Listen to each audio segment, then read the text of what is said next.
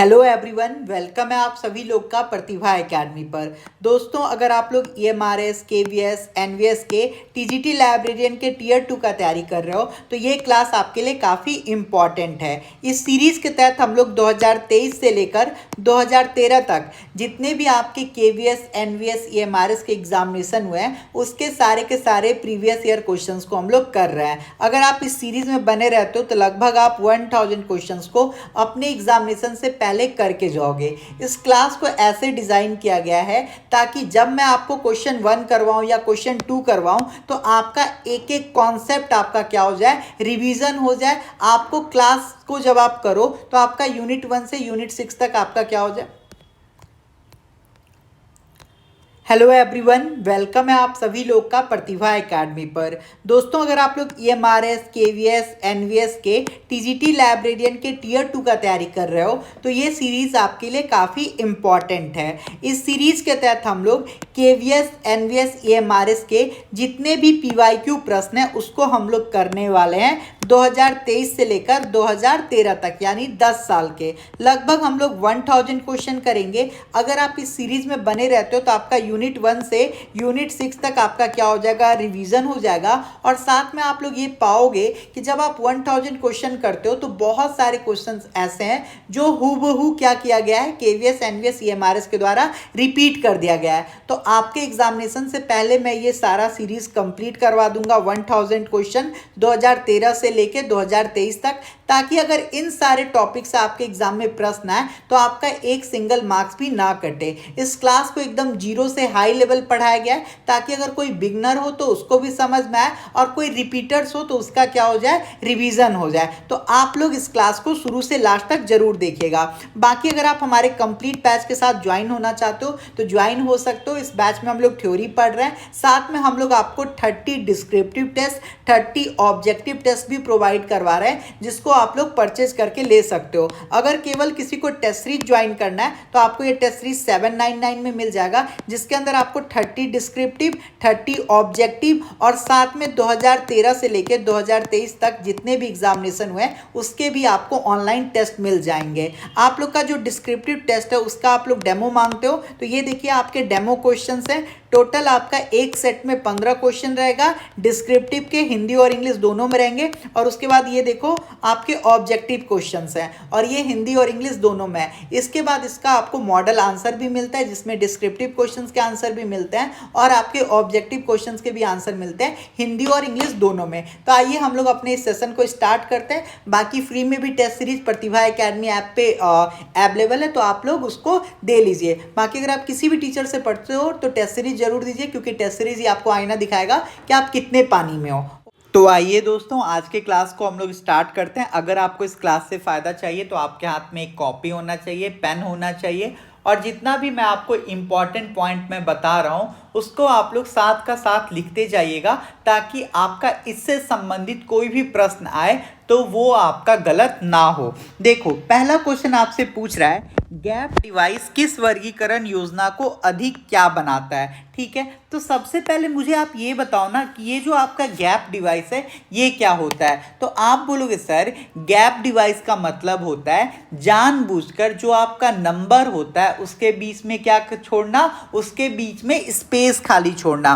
Gap device क्या होता है, तो गैप डिवाइस का मतलब होता है जानबूझकर नंबरों के बीच में क्या छोड़ना, स्पेस खाली छोड़ना, ताकि भविष्य में क्या हो, जो भी नया विषय हो उसको हम लोग ऐड कर पाए। समझ में आ गया गैप डिवाइस क्या होता है। गैप डिवाइस का मतलब होता है जानबूझकर नंबरों के बीच में क्या छोड़ना, खाली स्थान छोड़ना, ताकि भविष्य में अगर कोई नया सब्जेक्ट ऐड हो तो उसको भी हम लोग क्या कर पाए, क्लासिफिकेशन के तहत उसको भी हम लोग ऐड कर पाए। एग्जाम्पल के तौर पर समझो कि मान के चलो आपके लाइब्रेरी के अंदर क्या है, अलमारी है और इस अलमारी के अंदर क्या रखा हुआ है, बुक रखा हुआ है। ठीक है, अब मान के चलो ये आपका 1 खटाल है, ये आपका 2nd स्पेस है लाइब्रेरी के अंदर, ये आपका 3rd स्पेस है, ये आपका 4th स्पेस है। अब आप ये 3rd स्पेस को क्या करते हो, खाली छोड़ देते हो। खाली छोड़ते हो इस वजह से ताकि अगर भविष्य के अंदर कोई नया बुक आएगा उसको आप क्या करोगे, यहां पर रख दोगे। तो ये जो आपने खाली स्पेस छोड़ा यही क्या हो गया, आपका गैप डिवाइस हो गया। समझ में आया।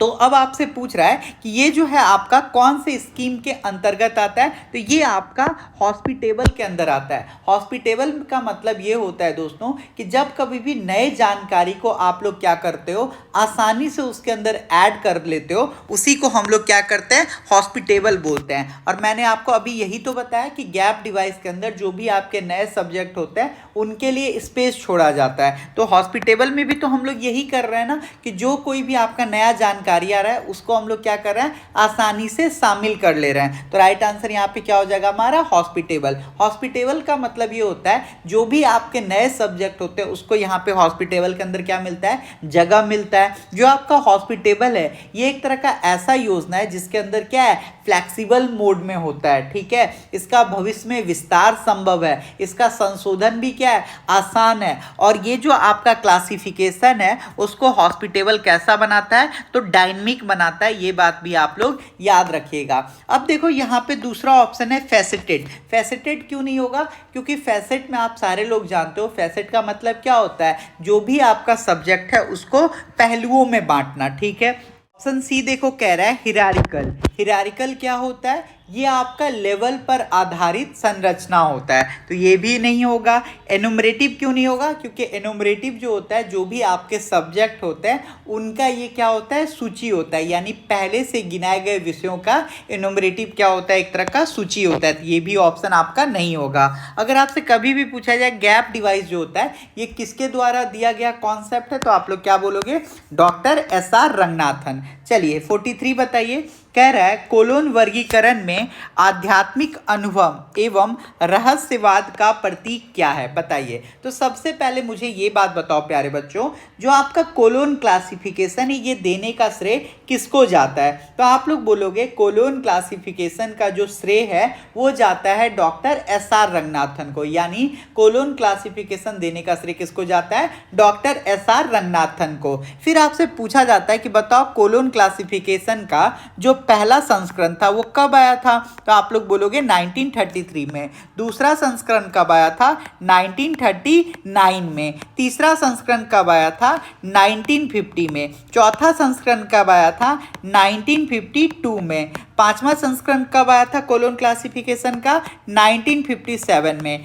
छठा संस्करण कब आया था, 1960 में। और यहीं पे आप लोग ध्यान रखिएगा जो आपका छठा संस्करण है रीप्रिंट होके भी आया था, और ये कब आया था आपका, तो 1963 में। और आपसे पूछा जाता है आखिरी संस्करण कब आया कोलोन क्लासिफिकेशन का, तो 1987 में। तो इसमें सबसे इंपॉर्टेंट है पहला कब आया, रीप्रिंट कब आया, और आपका आखिरी कब आया। तो अगर आपसे कभी भी पूछा जाए पहला संस्करण कब आया, 1933, दूसरा 1939, तीसरा 1950, चौथा 1952, पांचवा 1957, छठा 1960, ठीक है। रीप्रिंट कब हुआ था, 1963 में। और कौन से एडिशन का हुआ था, 6 का ही हुआ था। और आखिरी एडिशन कब आया था, 1987 में। अब देखो आपसे यहाँ पे पूछ रहा है आध्यात्मिक अनुभव एवं रहस्यवाद का प्रतीक क्या है, सिंबल क्या है। तो आप सारे लोग जानते हो कि जो आपका कोलोन क्लासिफिकेशन है उसमें हमने मार्किंग किया हुआ है A से लेकर Z तक सारे सब्जेक्ट को। तो जैसे अगर आपसे पूछा जाएगा ए कौन से सब्जेक्ट को रिप्रेजेंट करता है, तो आप क्या बोलोगे, आप बोलोगे सर ए जो होता है ये हमारे साइंस को रिप्रेजेंट करता है। किसको रिप्रेजेंट करता है, साइंस को रिप्रेजेंट करता है। बी बताओ किसको रिप्रेजेंट करता है, तो आप बोलोगे मैथ को रिप्रेजेंट करता है। सी किसको रिप्रेजेंट करता है, तो आप बोल देना फिजिक्स को रिप्रेजेंट करता है। सी किसको बोलोगे, फिजिक्स को बोलोगे, ठीक है। डी किसको रिप्रेजेंट करता है, तो आप बोलोगे सर डी जो होता है ये हमारे इंजीनियरिंग सब्जेक्ट को रिप्रेजेंट करता है। किसको रिप्रेजेंट करता है, इंजीनियरिंग सब्जेक्ट को रिप्रेजेंट करता है। क्लियर हो गया। ई किसको रिप्रेजेंट करता है, तो आप बोलोगे सर ई जो होता है हमारे केमिस्ट्री को रिप्रेजेंट करता है। किसको रिप्रेजेंट करता है, केमिस्ट्री को रिप्रेजेंट करता है। एफ किसको रिप्रेजेंट करता है, तो आप बोल देना सर जो हमारा एफ है ये आपके टेक्नोलॉजी को रिप्रेजेंट करता है। किसको रिप्रेजेंट करता है, टेक्नोलॉजी को रिप्रेजेंट करता है। जो आपका जी होगा ये किसको रिप्रेजेंट करेगा, तो आप बोल देना बायो को, ठीक है। जो आपका एच है ये किसको रिप्रेजेंट करेगा, तो जियोलॉजी को। जियोलॉजी को आपसे डायरेक्ट पूछ देगा बताओ एच कोलोन क्लासिफिकेशन में कौन से सब्जेक्ट को रिप्रेजेंट करता है, तो आप क्या बोलोगे जियोलॉजी को। ठीक है, आई किसको रिप्रेजेंट करता है, तो आप बोल देना बॉटनी को। किसको, बॉटनी को। ठीक है, जो आपका जे होगा वो किसको रिप्रेजेंट करेगा, तो जे आपका एग्रीकल्चर को। किसको, एग्रीकल्चर को। ठीक है, क्लियर हो गया। जो आपका के होगा ये किसको रिप्रेजेंट करता है, तो के आपका जियोलॉजी को। किसको, जियोलॉजी को। ठीक है, एल किसको रिप्रेजेंट करेगा, तो एल आपका मेडिसिन को। किसको रिप्रेजेंट करेगा, तो एल जो होगा दोस्तों ये आपके मेडिसिन को रिप्रेजेंट करेगा। किसको रिप्रेजेंट करेगा, मेडिसिन को। ठीक है, जो आपका एम होता है ये रिप्रेजेंट करता है आपके यूजफुल आर्ट को। किसको रिप्रेजेंट करता है, यूजफुल आर्ट को। उसके बाद यहाँ पे आता है आपका डेल्टा, और ये जो डेल्टा ही है यही किसको रिप्रेजेंट करता है, तो आध्यात्मिक अनुभव एवं रहस्यवाद को। तो आपसे यही तो पूछ रहा था कोलोन क्लासिफिकेशन में आध्यात्मिक अनुभव एवं रहस्यवाद के लिए कौन से प्रतीक का यूज करते हैं हम लोग, तो हम लोग ऑप्शन सी डेल्टा का यूज करते हैं। किसका यूज करते हैं, डेल्टा का। यहाँ पे जो आपका ये जेड है ये किसके लिए हो जाएगा, तो ये जेड जो है आपका लॉ के लिए हो जाएगा। आप सभी लोग को मैं जब थ्योरी बैच पढ़ा रहा था तो उसमें मैंने याद है आप लोग को ट्रायंगल बना के इस टाइप से बताया था। आप बोलोगे हाँ सर, जिसमें मैंने ए से लेकर जेड तक आपको सारा बताया था। और आप सारे लोग याद रखना जो आपका डेल्टा होता है ना वो यहाँ पे होता है, यहाँ पे। ठीक है, यहां से ए से लेके एम तक होता है और यहाँ पे एन से लेकर जेड तक होता है। यहाँ पे जो एन है होता है आपका ये फाइन आर्ट को रिप्रेजेंट करता है, जेड जो होता है ये आपके लॉ को रिप्रेजेंट करता है, ए जो होता है आपके नेचुरल साइंस को रिप्रेजेंट करता है, एम आपके यूजफुल आर्ट को रिप्रेजेंट करता है, और ये जो डेल्टा होता है ये एम और एन के बीच का होता है। ठीक है, तो ये बात आप लोग याद रखिएगा। तो यहाँ पे हमसे यही पूछ रहा था आध्यात्मिक अनुभव एवं रहस्यवाद का प्रतीक क्या है, तो हमारा डेल्टा है। क्लियर, आप बोलोगे हाँ सर। चलिए क्वेश्चन नंबर 44 बताइए। आपसे पूछ रहा है कंप्यूटर प्रणाली के प्राथमिक कनेक्टर कौन कौन से हैं, बताइए। ये क्वेश्चन आप लोग से गलत बिल्कुल नहीं होना चाहिए, बताइए। 44 में आपसे पूछ रहा है कंप्यूटर सिस्टम के प्राइमरी कनेक्टर कौन कौन है। ठीक है, तो सबसे पहले आप मुझे ये बताओ ये जो आपका प्राइमरी कनेक्टर होता है ये क्या होता है, तो आप लोग बोलोगे सर जो हमारा प्राइमरी कनेक्टर होता है वो वैसा डिवाइस होता है जो हमारे कंप्यूटर को इनपुट और आउटपुट देने में क्या करे, हेल्प करे। या तो इनपुट दे कंप्यूटर को या आपका आउटपुट दे। कीबोर्ड तो आप सारे लोग जानते हो कीबोर्ड जो होता है ये आपका इनपुट देने में हेल्प करता है या नहीं करता है, आप बोलोगे हाँ सर। जो आपका डिस्प्ले होता है ये आपका आउटपुट देने में हेल्प करता है या नहीं करता है, आप बोलोगे हाँ सर। जो आपका प्रिंटर होता है ये भी आपका आउटपुट देने में हेल्प करता है, यानी प्रिंटर आउटपुट देने में, डिस्प्ले आउटपुट देने में, और कीबोर्ड किस लिए, तो इनपुट देने के लिए। ठीक है, तो हमने यही तो बोला था कि जो आपका प्राइमरी कनेक्टर होता है वो क्या करता है, तो मैंने आपको बताया जो कंप्यूटर को इनपुट और आउटपुट देने में हेल्प करता है, कोई एक भी देगा तो वो आपका प्राइमरी कनेक्टर होगा, उसी को हम लोग प्राइमरी कनेक्टर बोलते हैं। तो कीबोर्ड इनपुट देता है इसी वजह से ये प्राइमरी कनेक्टर है, प्रिंटर आउटपुट देता है इसी वजह से ये आपका प्राइमरी कनेक्टर है, डिस्प्ले डिवाइस ये भी आपका आउटपुट देता है इस वजह से ये प्राइमरी कनेक्टर होता है। यानी सीधे शब्दों में समझो जो आपका कंप्यूटर से सीधे जुड़े हुए होते हैं। लेकिन यहाँ पे देखो पावर, बताओ पावर तो कंप्यूटर को चलाने के लिए होता है, इससे थोड़ी कोई इनपुट दिया जाएगा या आउटपुट दिया जाएगा, तो आप बोलोगे हाँ सर। तो यहाँ पे गलत क्या हो जाएगा, option A B C D यहाँ पे क्या हो जाएगा आपका राइट आंसर हो जाएगा, यानी ऑप्शन बी यहाँ पे आपका बिल्कुल ही सही है। यहाँ पे देखो आपसे पूछ रहा है कि किस प्रोग्रामिंग भाषा को प्रोग्रामिंग भाषाओं की जननी कहा जाता है। आप सारे लोग जानते हो कि जैसे हमारे कंप्यूटर के अंदर जब प्रोग्रामिंग करते हैं तो हमारे पास लैंग्वेज होता है, सी होता है, C++ होता है, जावा होता है, ऐसे बहुत सारे हमारे प्रोग्राम होते हैं। तो किसको हम लोग मदर ऑफ प्रोग्रामिंग लैंग्वेज बोलते हैं, तो आप लोग याद रखना हम लोग सी को मदर ऑफ प्रोग्रामिंग लैंग्वेज बोलते हैं, क्योंकि जो आपका सी भाषा है ये आपका 1970 में क्या हुआ था, डेवलप हुआ था।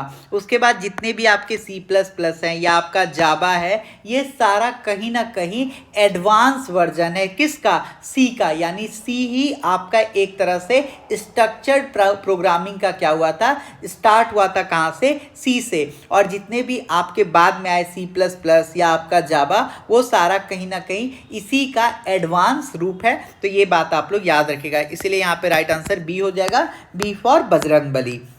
ठीक है, चलिए क्वेश्चन नंबर 46 देखिए आपसे क्या पूछ रहा है। क्वेश्चन नंबर 46 में आपसे ये पूछ रहा है कि जो आपका कम्युनिकेशन शब्द है ये किसने दिया, ये बात बताइए। तो आप लोग बोल देना कि कम्युनिकेशन शब्द देने का काम एंथनी ने किया था। किसने किया था? एंथनी ने किया था। ये सूचना विज्ञान के क्या थे? विद्वान थे। कम्युनिकेशन शब्द को सूचना संदर्भ में इन्होंने क्या किया था?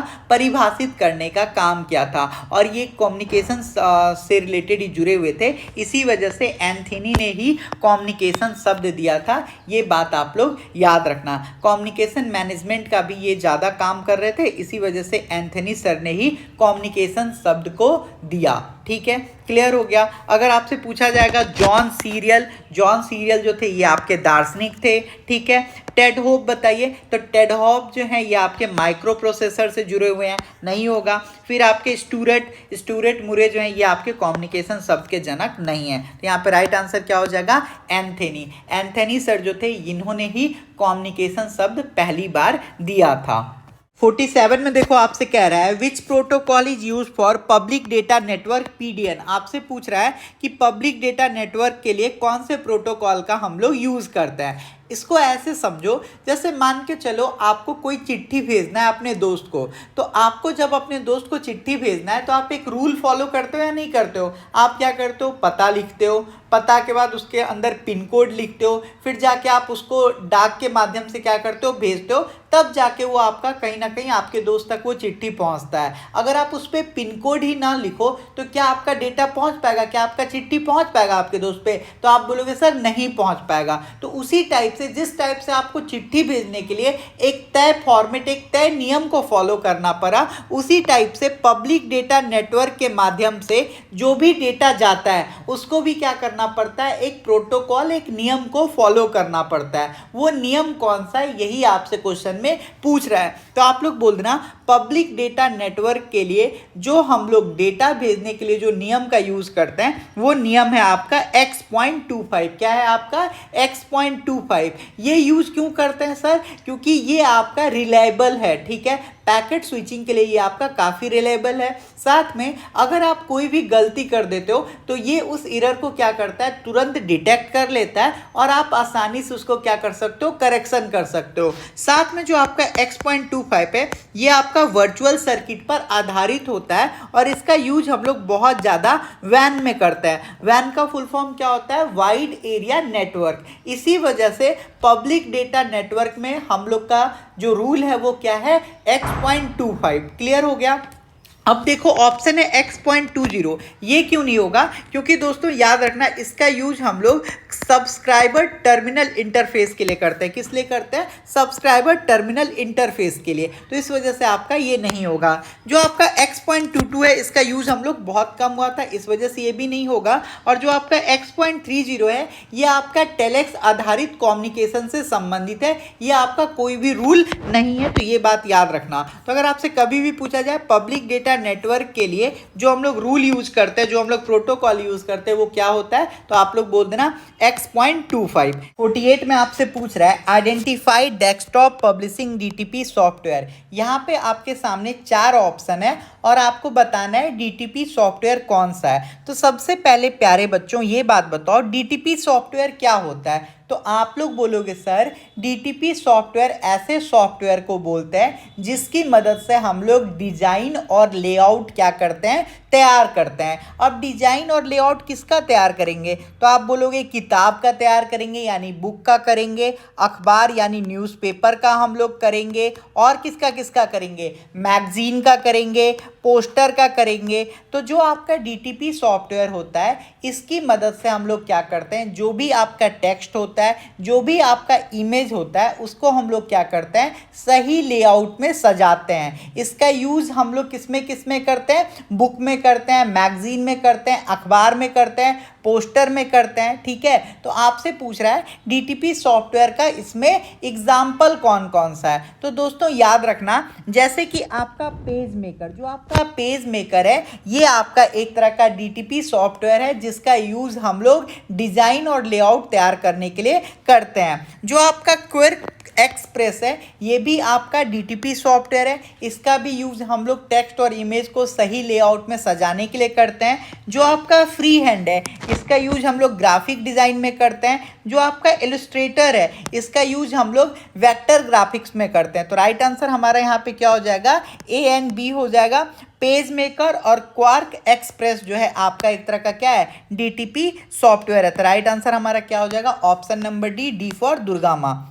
ठीक है, चलिए बताइए, कह रहा है मैच द फॉलोइंग। मार्क 21 का यहाँ पे आपको टैग दिया हुआ है, आपको बताना है कि एडिशन इसमें से किस में मैच करेगा, पर्सनल नेम किससे मैच करेगा, यूनिफॉर्म टाइटल किससे मैच करेगा, बताइए आप लोग। तो सबसे पहले तो आप लोग मुझे ये बताओ, ये जो आपका मार्क होता है इसका फुल फॉर्म क्या होता है। तो आप लोग बोलोगे सर जो हमारा मार्क होता है इसका फुल फॉर्म होता है मशीन रीडेबल कैटेलॉगिंग। क्या होता है मार्क का full form, machine readable cataloguing. Clear हो गया। अगर आपसे कभी भी क्वेश्चन पूछा जाएगा मार्क का फुल फॉर्म क्या होता है तो आप क्या बोलोगे, तो आप बोलोगे सर मार्क का फुल फॉर्म होता है मशीन रीडेबल कैटेलॉगिंग। याद रखना दोस्तों, जो आपका मार्क 21 होता है इसका यूज हम लोग किस लिए करते हैं, तो पुस्तकों का रिकॉर्ड कंप्यूटर में स्टोर करने के लिए हम लोग किस चीज़ का यूज़ करते हैं, मार्क 21 का करते हैं। जो आपका मार्क 21 है इसका एक स्टैंडर्ड फॉर्मेट होता है, इसके अंदर हर एक चीज़ का क्या होता है, एक टैग नंबर होता है। इसी का यूज़ करके हम लोग क्या करते हैं, कंप्यूटर के अंदर जो भी डेटा होता है उसको स्टोर करते हैं। तो समझ में आ गया, मार्क 21 का फुल फॉर्म क्या होता है, मशीन रीडेबल कैटेलॉगिंग। इसका लाइब्रेरी में यूज करते हैं पुस्तकों का रिकॉर्ड रखने के लिए। ठीक है, और इसका एक स्टैंडर्ड फॉर्मेट है जिसके तहत हर एक चीज़ का क्या होता है, एक टैग नंबर होता है। ठीक है, जैसे अगर आपसे पूछा जाता है कि ये जो आपका 100 है, ये 100 किसका टैग नंबर है, तो 100 जो होता है दोस्तों ये आपका पर्सनल नेम। पर्सनल नेम के लिए हम लोग किस चीज़ का यूज़ करते हैं, 100 का यूज़ करते हैं। 130 किस लिए होता है, तो ये आपका यूनिफॉर्म टाइटल के लिए होता है। किस लिए होता है, यूनिफॉर्म टाइटल के लिए। और ये आपको याद करना पड़ेगा, आपसे पूछेगा 100 किसके लिए होता है मार्क 21 में, तो आप लोग बोलना पर्सनल नेम के लिए। अगर आपसे कभी भी पूछा जाता है 250 किसके लिए होता है, तो याद रखना दोस्तों जो आपका 250 होता है ये आपके एडिशन के लिए होता है। और जो आपका 300 होता है ये किस लिए होता है, आपका फिजिकल डिस्क्रिप्शन के लिए होता है। किस लिए होता है, आपका फिजिकल डिस्क्रिप्शन के लिए होता है। जैसे देखो मान के चलो लेखक का नाम है, तो लेखक के नाम का कोड क्या होगा, तो आप लोग बोल देना लेखक का नाम सर पर्सनल नेम के अंदर आ जाएगा, तो उसका टैग आपका 100 हो जाएगा। मान के चलो कोई बुक का ये दूसरा संस्करण है यानी एडिशन, तो इसके लिए हमारा कोड क्या हो जाएगा, तो आप बोलोगे 250 हो जाएगा। पेज नंबर क्या होगा बताइए, तो पेज नंबर आपके बुक के फिजिकल डिस्क्रिप्शन के बारे में बात कर रहा है, तो इसका क्या हो जाएगा, 300 हो जाएगा। तो एडिशन का बताइए, मैच कीजिए, तो आप लोग बोलोगे सर जो हमारा ऑप्शन ए है एडिशन संस्करण के लिए हम लोग का कोड क्या है बताइए, तो संस्करण के लिए जो हम लोग का टैग है वो है आपका 250। ठीक है, क्लियर हो गया। फिर अगर हम लोग बात करें पर्सनल नेम का, पर्सनल नेम के लिए हमारा टैग क्या हो जाएगा, बी का, तो पर्सनल नेम के लिए हमारा 100 हो जाएगा। यूनिफॉर्म टाइटल के लिए हमारा क्या हो जाएगा बताइए, तो यूनिफॉर्म टाइटल के लिए हमारा 130 हो जाएगा। ठीक है, और फिजिकल डिस्क्रिप्शन के लिए क्या हो जाएगा, हमारा 300 हो जाएगा। तो एक को फर्स्ट से मिलाएंगे यानी हम लोग का सब सही मिला हुआ है। चलिए क्वेश्चन नंबर 50 में देखो आपसे कह रहा है which of the following are library management software. आपसे पूछ रहा है इसमें से लाइब्रेरी मैनेजमेंट सॉफ्टवेयर कौन सा है। तो सबसे पहले मुझे ये बताओ ये जो आपका लाइब्रेरी मैनेजमेंट सॉफ्टवेयर होता है ये क्या होता है, तो आप लोग बोलना सर जो हमारा लाइब्रेरी मैनेजमेंट सॉफ्टवेयर होता है इसका यूज़ हम लोग किताब इशू करने के लिए, किताब को रिटर्न लेने के लिए, मेंबर्स जितने भी लाइब्रेरी में होते हैं उनका रिकॉर्ड रखने के लिए, और साथ में कैटलॉग वगैरह बनाने के लिए हम लोग क्या यूज़ करते हैं, लाइब्रेरी मैनेजमेंट सॉफ्टवेयर का यूज़ करते हैं। अब पहला ऑप्शन है आपका LIBSYS। जो आपका LIBSYS है ये एक तरह का आपका लाइब्रेरी मैनेजमेंट सॉफ्टवेयर है, क्योंकि ये आपका लाइब्रेरी ऑटोमेशन सॉफ्टवेयर भी है और साथ में इसका यूज़ हम लोग LMS में भी करते हैं। जो आपका कोहा, जी हाँ जो आपका कोहा है ये भी आपका लाइब्रेरी मैनेजमेंट सॉफ्टवेयर है, और जो आपका कोहा एक तरह का ओपन सोर्स सॉफ्टवेयर है। आपसे बहुत बार पूछा जाता है कि कौन सा लाइब्रेरी मैनेजमेंट में सॉफ्टवेयर है जो ओपन सोर्स है, तो राइट आंसर आपका क्या हो जाएगा, कोहा। ओपन सोर्स सॉफ्टवेयर वह होता है जिसका कोड मार्केट में क्या हो, अवेलेबल हो, ठीक है। फिर बात करते हैं डी स्पेस के बारे में। याद रखना जो आपका डी स्पेस है इसका यूज हम लोग डिजिटल रिपोजिटरी में करते हैं, तो ये ऑप्शन आपका नहीं होगा। ग्रीन स्टोन जो है ये एक तरह का आपका डिजिटल लाइब्रेरी का सॉफ्टवेयर है, तो ये भी ऑप्शन आपका नहीं होगा। तो LIBSYS और आपका कोहा जो है ये आपका लाइब्रेरी मैनेजमेंट का सॉफ्टवेयर है, तो राइट आंसर हमारा हो जाएगा ऑप्शन A एंड B, ठीक है। चलिए अब बताओ 51 आपसे कह रहा है arrange IFLA model in chronological order. आपको बताना है कि सबसे पहले कौन सा इफ्ला का मॉडल आया था। तो आप लोग याद रखना जो आपका सबसे पहले आया था वो कौन सा था, तो FRBR था। कब आया था, 1998 में। इसके बाद आपका आया था FRAD, ये कब आया था, तो ये आया था आपका 2009 में। फिर कौन आया था, तो फिर आया था FRSAD, ये कब आया था, तो आपका 2010 में आया था। फिर आया था आपका FRBROO, ये कब आया था आपका 2016 में, ठीक है। तो अब बताओ FRBR जो है ये आपका सबसे पहले आया और सबसे लास्ट में कौन आया, FRBROO, ठीक है। तो अब हम लोग मैच करते हैं। देखो ऑप्शन ABCD कह रहा है, तो FRAD तो नहीं होगा क्योंकि FRAD जो है ये तो आपका 2009 में आया था, तो पहला ऑप्शन तो हमारा कट गया, ठीक है। फिर देखो ऑप्शन बी में कह रहा है B, ठीक है। बी क्या है हमारा, FRBR 1998 में, ये तो हमारा सही हो गया, ठीक है। फिर C चेक करते हैं FRBROO, ठीक है। तो FRBROO तो 2016 में आया था, तो ये भी ऑप्शन नहीं होगा। फिर देखो कह रहा है बी, तो ऑप्शन बी क्या था, FRBR, तो ये तो हो जाएगा, FRBR 1998 में आया हुआ था, ठीक है। फिर हम लोग का ऑप्शन ए क्या कह रहा है, ऑप्शन ए है आपका FRAD कब आया था, 2009 में, तो ये भी हमारा मैच कर चुका है। फिर कह रहा है FRSAD कब आया था, 2010 में, तो राइट आंसर हमारा क्या हो जाएगा, ऑप्शन सी, ठीक है। चलिए क्वेश्चन नंबर 52 में आपसे कह रहा है which of the following are input device. मैंने आपको इनपुट डिवाइस के बारे में बताया था ना। इनपुट डिवाइस वह होता है जिसको आप लोग क्या करते हो, जिससे आप लोग कंप्यूटर में डेटा भेजते हो। जैसे मान के चलो ये आपका क्या है, कंप्यूटर है, आपको यहाँ से लिखवाना है कंप्यूटर से A, तो आप क्या करोगे, कीबोर्ड पे A दबाओगे और कंप्यूटर पे आपका A लिखा जाएगा। मान लो आपको लिखवाना है B, आप यहाँ पे B बटन दबाओगे और यहाँ पे B लिखा जाएगा। तो ये क्या होता है, आपका इनपुट डिवाइस होता है। जो भी आपका इनपुट डिवाइस होता है उससे हम लोग कंप्यूटर के अंदर क्या करते हैं, डेटा भेजते हैं। तो आपसे यही पूछ रहा है which of the following are input device. जो आपका OCR होता है दोस्तों, ये भी आपका इनपुट डिवाइस होता है, क्योंकि ये डेटा को क्या करता है, पढ़ने का काम करता है, क्योंकि ये डेटा को क्या करता है, पढ़ने का काम करता है। जो आपका स्कैनर होता है ये भी आपका इनपुट डिवाइस है। जो आपका प्लॉटर है और जो आपका प्रिंटर है ये दोनों क्या है, आपके आउटपुट डिवाइस हैं। क्लियर हो गया। तो OCR और स्कैनर क्या हो गया, आपके इनपुट डिवाइस हो गए, और प्लॉटर और प्रिंटर क्या हो गया, आपके आउटपुट डिवाइस हो गए। तो यहाँ पे राइट आंसर क्या हो जाएगा, A एंड B हो जाएगा, ठीक है। 53 में देखो कह रहा है network topology where device are connected in a single line is called. आपसे कह रहा है कि नेटवर्क टोपोलॉजी जहाँ पे जो आपका डिवाइसेस होते हैं वो आपका सिंगल लाइन से जुड़ा हुआ हो, उसको हम लोग क्या बोलते हैं। तो सबसे पहले याद रखो जो आपका नेटवर्क टोपोलॉजी है ये क्या है, तो आपके नेटवर्क का एक तरह का संरचना है जिसमें क्या होता है, कंप्यूटर आपस में जुड़े हुए होते हैं। जो आपका नेटवर्क टोपोलॉजी होता है इसके अंदर अलग अलग टोपोलॉजी होते हैं। जैसे आपका रिंग टोपोलॉजी,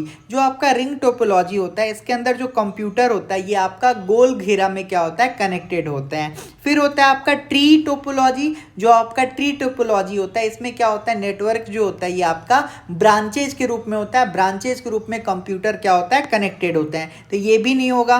फिर होगा आपका स्टार टोपोलॉजी। स्टार टोपोलॉजी में क्या होता है, आपका एक सेंट्रल हब होता है, उससे सारे के सारे कंप्यूटर जुड़े हुए होते हैं, तो ये भी नहीं होगा। राइट आंसर क्या हो जाएगा हमारा, बस, क्योंकि जो आपका बस टोपोलॉजी होता है इसके अंदर एक मुख्य केबल होता है और इसी मुख्य केबल से क्या होता है, सारा का सारा कंप्यूटर जुड़ा हुआ होता है। और हमसे भी तो यही पूछा है, सिंगल लाइन से क्या होना चाहिए, कनेक्टेड होना चाहिए। तो बस टोपोलॉजी में आपका एक केबल होता है जिसको हम लोग क्या बोलते हैं, बैकबोन केबल भी बोल देते हैं। तो याद रखिएगा बस टोपोलॉजी में ही एक मेन केबल होता है, जिससे सारे डिवाइस क्या होते हैं उसी लाइन से कनेक्टेड होते हैं। जो आपका बस टोपोलॉजी होता है इसमें जो डेटा होता है आपका एक ही दिशा में चलता है, इसी वजह से इसको हम लोग लीनियर टोपोलॉजी के नाम से भी जानते हैं। ये एक तरह का क्या होता है छोटा नेटवर्क होता है। और यहाँ पे क्या होता है कि अगर मान के चलो ये नेटवर्क अगर आपका ये जो केबल है ये केबल किसी कारण से खराब हो गया तो पूरा का पूरा नेटवर्क क्या हो जाएगा बंद हो जाएगा। तो ये था आपका बस टोपोलॉजी। तो राइट आंसर हमारा हो जाएगा ऑप्शन डी। 54 में देखो कह रहा है first component of A mark record is. आपसे पूछ रहा है कि जो आपका मार्क रिकॉर्ड होता है इसका फर्स्ट कंपोनेंट कौन सा है। तो दोस्तों याद रखना जो आपका मार्क होता है इसका 3 कंपोनेंट होता है। जो आपका पहला होता है ये होता है आपका लीडर, दूसरा जो होता है ये होता है आपका डायरेक्टरी, और जो तीसरा होता है आपका वेरिएबल फील्ड। तो हमसे पूछ रहा था पहला कंपोनेंट, तो पहला कंपोनेंट क्या हो जाएगा आपका मार्क का लीडर हो जाएगा। ये बात आप लोग याद रखिएगा। फिर उसके बाद 55 में देखो आपसे कह रहा है which of the following are operating system. आपसे पूछ रहा है कि इसमें से कौन कौन सा ऑपरेटिंग सिस्टम है। तो दोस्तों याद रखना जो आपका ऑपरेटिंग सिस्टम होता है कंप्यूटर के अंदर सॉफ्टवेयर और हार्डवेयर को क्या करता है मैनेज करने का काम करता है। क्लियर हो गया। तो पहला ऑप्शन है आपका यूनिक्स। जो आपका यूनिक्स है ये आपका एक तरह से मल्टी यूजर ऑपरेटिंग सिस्टम है। ये एक तरह का क्या है मल्टी यूजर ऑपरेटिंग सिस्टम है। फिर बात करते हैं सोलरिस के बारे में। याद रखना दोस्तों जो आपका सोलरिस होता है ये एक तरह का यूनिक्स आधारित ऑपरेटिंग सिस्टम है। तो ये भी हो गया। फिर बात करते हैं लाइनेक्स के बारे में। तो लाइनेक्स जो है ये भी आपका ओपन सोर्स ऑपरेटिंग सिस्टम है। ठीक है। एमएस वर्ड जो है ये एक तरह का आपका एप्लीकेशन सॉफ्टवेयर है। ये एक तरह का क्या है आपका एप्लीकेशन सॉफ्टवेयर है। ठीक है। तो राइट आंसर यहाँ पे क्या हो जाएगा ABC हो जाएगा। ABC हो जाएगा। ठीक है।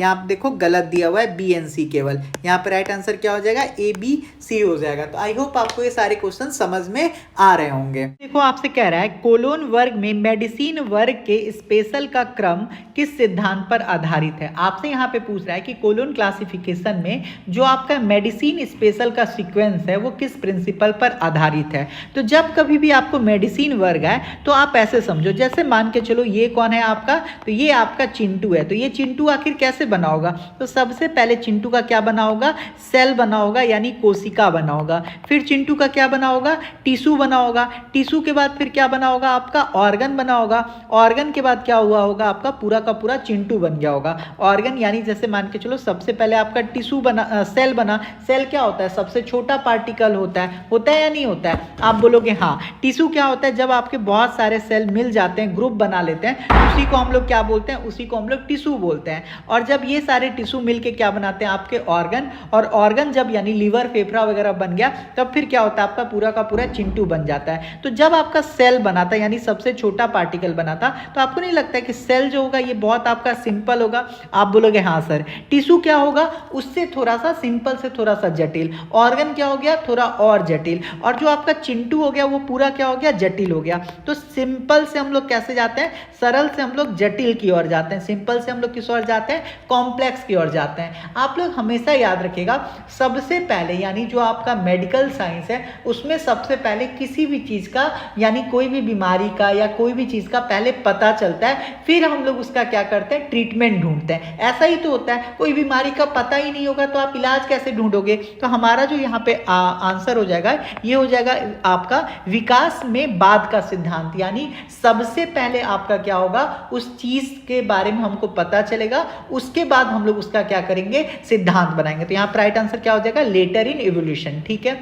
आपको ये समझ में आ गया। तो मेडिसिन में आप हमेशा क्या कीजिएगा बाद के सिद्धांत को आप लोग फॉलो कीजिएगा। ठीक है। 10वां देखो आपसे पूछ रहा है कि डीडीसी की कौन सी तालिका जातीय नस्लीय एवं राष्ट्रीय समूहों से संबंधित है। तो सबसे पहले आप मुझे ये बताओ कि जो आपका डीडीसी होता है इसका पूरा फुल फॉर्म क्या होता है। तो आप बोलोगे सर इसका फुल फॉर्म होता है डुवे डेसिमल क्लासिफिकेशन। क्या होता है आपका इसका पूरा फुल फॉर्म डुवे डेसिमल क्लासिफिकेशन। ठीक है। जो आपका डीडीसी है ये देने का श्रेय किसको जाता है। तो आप लोग बोलोगे सर जो आपका डुवे डेसिमल क्लासिफिकेशन है ये जाता है इसका श्रेय मेल्वी डेवे को। किसको जाता है? मेल्वी डेवे को। जो आपके मेल्वी डेवे हैं ये कहाँ के रहने वाले थे? तो ये आपके अमेरिका के रहने वाले थे। अमेरिका में कहाँ पे सर? तो ये अमेरिका में न्यूयॉर्क के रहने वाले थे। कहाँ के?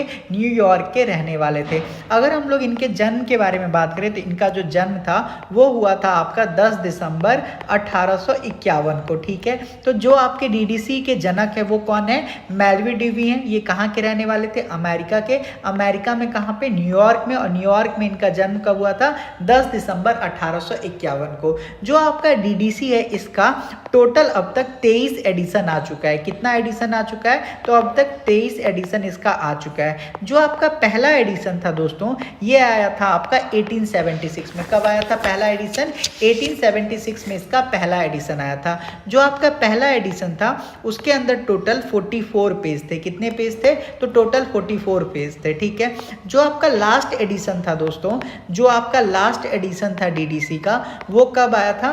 तो ये आया था आपका 2011 में।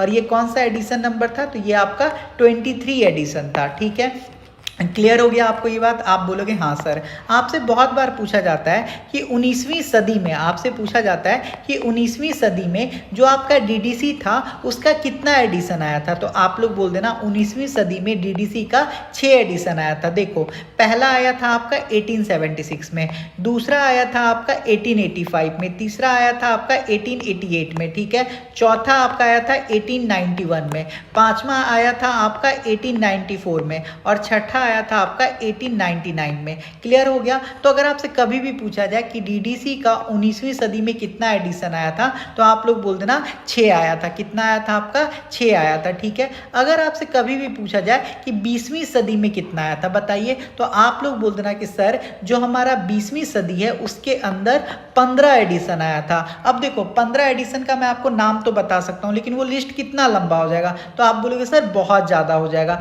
तो आप लोग याद रखना कि 20वां में जो पहला आया था वो कब आया था? तो वो आया था आपका 1911 में। कब आया था? 1911 में आया था। ठीक है, 20वीं सदी में जो पहला एडिशन आया था वो कब आया था? आपका 1911 में आया था। अगर हम लोग 21वीं सदी में बात करें तो 21वीं सदी में आपका 2 एडिशन आया था। एक आया था आपका 2003 में और एक आया था आपका 2011 में। ठीक है, जो आपका 2003 वाला था ये आपका 22वां एडिशन था और इसका जो टोटल पेज था वो था आपका 4076 और 2011 वाला जो था ये आपका 23वां एडिशन था और आखिरी एडिशन था। समझ में आ गया आपको? तो आप बोलोगे हाँ सर, जो हमारा डीडीसी है इसका जो पहला एडिशन है ये आया था आपका 1876 में और जो आपका आखिरी एडिशन आया था वो आया था आपका 2011 में। उसको हम लोग बोलते हैं 23 एडिशन। ठीक है, जो आपका डीडीसी है दोस्तों इसको टोटल 4 वॉल्यूम में क्या किया गया? डिवाइड किया गया। ये आपके समझने के लिए बहुत ज़्यादा इंपॉर्टेंट है। देखो, जो आपका वॉल्यूम 1 है, जो आपका वॉल्यूम 1 है इसका के अंदर आपका पहला एडिशन से लेके 15 एडिशन तक इसके अंदर शामिल किया गया है। ठीक है, पहला एडिशन से लेके आपका 15 एडिशन तक। जो आपका दूसरा वॉल्यूम है इसके अंदर आपका 16 एडिशन और 17 एडिशन को शामिल किया गया है। जो आपका तीसरा एडिशन होता है दोस्तों, तीसरा वॉल्यूम है इसके अंदर आपका 18th एडिशन और 19th एडिशन को शामिल किया गया है। जो आपका चौथा वॉल्यूम है इसके अंदर आपका 20वां एडिशन से लेके 23वां एडिशन तक क्या किया गया है? शामिल किया गया है। आपसे पूछा जा सकता है कि सर ये बात बताओ बच्चों, जो आपका डीडीसी का तीसरा वॉल्यूम है उसके अंदर कौन सा एडिशन शामिल है? तो आप लोग क्या बोलोगे? 18 और 19। आपसे पूछा जाएगा पहले वॉल्यूम के अंदर डीडीसी के कौन कौन सा एडिशन शामिल है, तो आप लोग बोलोगे 1 से लेकर 15 तक। फिर आपसे पूछा जाएगा फोर्थ वॉल्यूम के अंदर, तो आप लोग बोल देना 20 से लेकर 23 तक। समझ में आ गया? अब देखिए दोस्तों, जो आपका डीडीसी है, जो आपका डीडीसी है दोस्तों उसका जो आपका 18वां से लेके 21वां एडिशन था इसके अंदर आपका 7 टेबल बनाया गया था। कितना टेबल बनाया गया था? 7 टेबल। जो आपका यहाँ पे टेबल 1 देख रहे हो, टेबल 1 किसके लिए था? तो ये आपका स्टैंडर्ड डिवीजन के लिए था। ठीक है, जो आपका दूसरा टेबल है दोस्तों ये आपका एरिया यानी क्षेत्र के लिए था। ठीक है, जो आपका तीसरा टेबल होता है दोस्तों ये होता है आपका sub division of individual literature यानी साहित्य विषय का उपविभाजन। जो आपका चौथा टेबल था ये था आपका sub division of individual language यानी भाषा का उपविभाजन। ठीक है, और जो आपका 5वां टेबल था दोस्तों, यही था आपका जातीय, नस्लीय एवं राष्ट्रीय समूहों से संबंधित।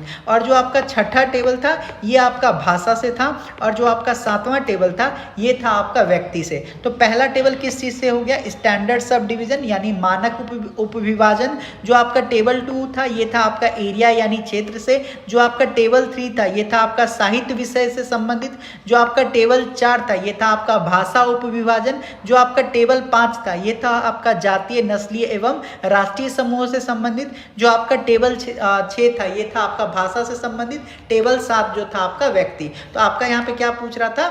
जातीय। तो राइट आंसर क्या हो जाएगा आपका? Option number C. तो दोस्तों जब आप इस टाइप से डिटेल्ड क्वेश्चन को एक्सप्लेनेशन करोगे, अब देखो यहाँ पे आपसे पूछ दिया था जातीय, नस्लीय। हो सकता है कि अगले एग्जाम में पूछ दे एरिया कौन से टेबल से संबंधित है, हो सकता है आपसे पूछ दे लैंग्वेज किससे संबंधित है। तो जब आप इस टाइप से क्वेश्चन को पढ़ते हो, क्वेश्चन का इस टाइप से एक्सप्लेनेशन सुनते हो, तब आपका बहुत ज़्यादा चांसेस हो जाता है कि ऑब्जेक्टिव और डिस्क्रिप्टिव क्वेश्चन को आप सही कर पाओ। तो इसी वजह से मैं इतना एक्सप्लेन करता हूँ। मुझे क्या मतलब है, मैं भी चाहूँ तो बोल दूंगा इसका आंसर सी होगा, है ना। ये तो काफ़ी इजी टास्क है। मैं तो इतना जो आपको बता रहा हूँ ये तो मेरे लिए और मेहनत का काम है, टाइम जा रहा है इसमें मेरा, तो इसलिए मैं मेहनत कर रहा हूँ ताकि आप लोग का एग्जाम अच्छा जाए। तो अगर आप चैनल पे नहीं हो तो चैनल को सब्सक्राइब जरूर कीजिए, क्योंकि उसमें आपका एक भी पैसा नहीं लगता है। मैं अगर आपके लिए शिद्दत से मेहनत कर रहा हूँ तो आप भी हमें सपोर्ट कीजिए। तो 11 क्वेश्चन करते हैं। 11 क्वेश्चन में आपसे कह रहा है यदि बी ए का अंग है तो ए पहले आएगा, यह किस सिद्धांत से संबंधित है, यह किस प्रिंसिपल से संबंधित है, बताइए। ये आपका लाइब्रेरी क्लासिफिकेशन का क्वेश्चन है। दोस्तों देखो, लाइब्रेरी क्लासिफिकेशन में जो आपका नॉलेज होता है, लाइब्रेरी क्लासिफिकेशन में जो आपका नॉलेज होता है उसको हम लोग तर्क के आधार पर क्या करते हैं? अरेंज करने का काम करते हैं। Doctor SR. रंगनाथन जो आपका कोलोन क्लासिफिकेशन था उसके अंदर उन्होंने बहुत सारे सिद्धांत का क्या किया? यूज किया। यहाँ पे हमसे कह रहा है यदि बी ए का अंग है तो ए पहले आएगा। तो दोस्तों ध्यान दीजिए, डॉक्टर एस.आर. रंगनाथन ने एक आपका रूल दिया था, होल ऑर्गन प्रिंसिपल। क्या दिया था आपका? Whole organ principle. इसमें क्या होता है सर, मैं आपको समझाता हूं। जो आपका होल ऑर्गन प्रिंसिपल था उसमें होल का मतलब था पूरा स्ट्रक्चर। होल का मतलब क्या था? पूरा स्ट्रक्चर। और ऑर्गन का मतलब था आपका उस स्ट्रक्चर का हिस्सा। यानी डॉक्टर एस.आर. रंगनाथन का कहने का मतलब था कि जो आपका पूरा स्ट्रक्चर है वो आपका पहले आएगा, उसके बाद में उसका ऑर्गन आएगा यानी उसका स्ट्रक्चर आएगा। जैसे देखिए ह्यूमन बॉडी जो होता है, ह्यूमन बॉडी जैसे मानव शरीर है, तो आप बताओ मानव शरीर होल होगा या आपका ऑर्गन होगा? तो आप बोलोगे सर जो आपका ह्यूमन बॉडी है वो आपका क्या हो गया? होल हो गया। जैसे बात करते हैं ऑर्गन का, जैसे मान लीजिए आपका हार्ट है, हार्ट क्या है? आपका ऑर्गन है। तो ह्यूमन बॉडी क्या हो गया? आपका होल हो गया। और ह्यूमन बॉडी किस चीज से मिलके बना है? ऑर्गन से। समझ में आपको? आप बोलोगे हाँ सर। एग्जांपल से मैं आपको समझाता हूं। जैसे देखिए आपका एक एग्जांपल, एक टॉपिक है डिजीज ऑफ हार्ट, ठीक है। डिजीज ऑफ हार्ट यानी आपके दिल की बीमारी। तो देखो दिल की बीमारी किसको हो रहा है? तो सबसे पहले आपका क्या आएगा? ह्यूमन को हो रहा है। किसको हो रहा है? मानव शरीर को आ रहा है। तो ये देखो ह्यूमन बॉडी क्या आ गया? आपका पहले आ गया। उसके बाद अब आपका इसका स्ट्रक्चर आएगा। क्या क्या आएगा? तो किसका बीमारी है? हृदय का बीमारी है, दिल का बीमारी है, आंख का बीमारी है, पैर का बीमारी है। तो डिजीज ऑफ हार्ट किसका बीमारी है? दिल का बीमारी है, ठीक है। और तीसरा चीज ये क्या है? डिजीज है, ठीक है।